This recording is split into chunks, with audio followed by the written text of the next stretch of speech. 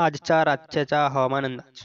उत्तरेकडील थंड वाऱ्याच्या अभावामुळे राज्यात किमान तापमानात वाढ झाली आहे. पारा 10 अंशाच्या वर सरकल्याने राज्यात गारठा कमी झाला आहे.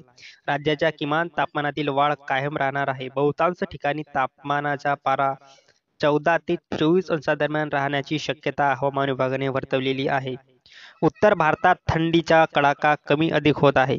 रविवारी बिहारमधील गया येथे दिवसाच्या सपाट भूभागावरील नीचांकी तापमान नोंदले गेले.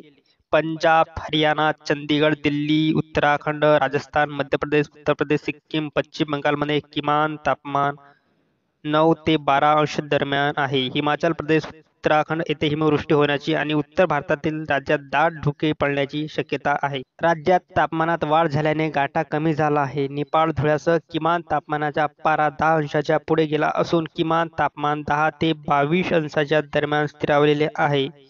आज किमान तापमानातील वाढ कायम राहण्याची शक्यता वर्तवण्यात आली आहे. अशाच नवनवीन माहितीसाठी रंगण वेबसाईट या यूट्यूब चॅनलला लाईक, शेअर आणि सबस्क्राईब करा. नमस्कार.